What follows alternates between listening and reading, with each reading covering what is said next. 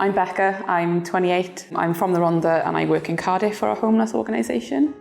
When did you first realise you were having problems with your mental health? Okay, so I was about 12 or 13 when I first started experiencing issues with my mental health. I felt really sad, and now I know I was suffering with depression. I don't know what was going on. I had no reason in my mind to feel the way I felt. So I just didn't know what to do with myself. I started to self-harm as a way of coping, and it just made me feel really isolated and really alone. Have you always felt like you can talk about your mental health? Unfortunately, no. So it's only really been in the last sort of 2 to 3 years that I've felt like I can talk more candidly about my mental health. I think for such a long time I tried to just sort of pretend like I didn't have anything wrong with me. I felt ashamed until a therapist said to me not so long ago, well, if you had diabetes or you had any sort of physical health issue, would you be ashamed? And I said, well no, of course I wouldn't. And she said, well, why is it any different for mental health? And that's really changed sort of everything, really. Who did you speak to first,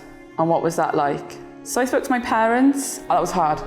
It was really hard. My parents are very supportive and very loving, but they just could not understand what was wrong. On paper, I had no reason to feel depressed or anxious or have any of these issues. They were sort of upset and angry at times with my behaviour and the way I sort of was. It was really hard because I couldn't offer an explanation myself as to why I was feeling the way I was, so it just didn't make sense. How did you feel afterwards? Sad, ashamed, angry that people couldn't see my pain.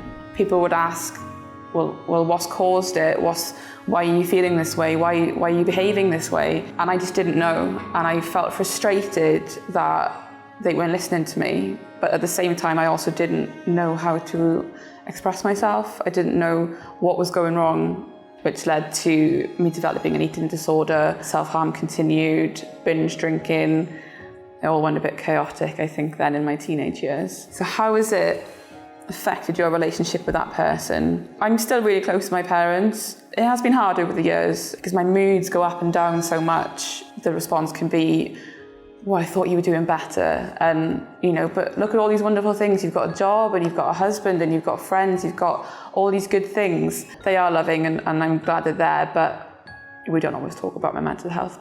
Why do you think it's important to talk about mental health?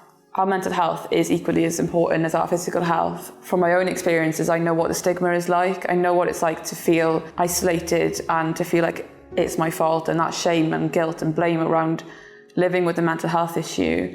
And we need to normalise it. We need to normalise it in society, and we need to let people know that it's okay to not be okay. It's okay to feel what you're feeling and to have the thoughts that you're having. But talk about it. We need to not be scared to reach out. What helps you when your mental health isn't so good? So I love the outdoors. I like getting out and about, even on the times where I really struggle to get myself out the front door. I know that connection with nature and walking, that really helps my mental health. I speak with my husband as well. He's a really good support.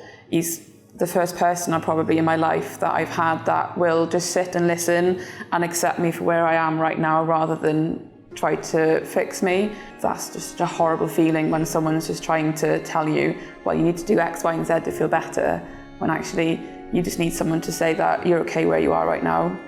And writing, I love creative writing, just to get my feelings out on paper is really helpful. What 3 pieces of advice would you give to someone experiencing problems with their mental health? Talk about it.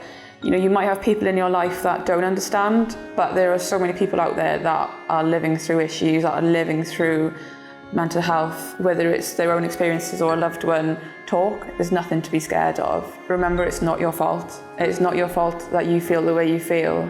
It is hard to say, don't feel guilty, don't feel ashamed, but I urge you to not hold on to those feelings and work through it. And thirdly, put yourself first. You need to look after yourself, and whatever that looks like for you is okay. Whatever you need to do, just put yourself first.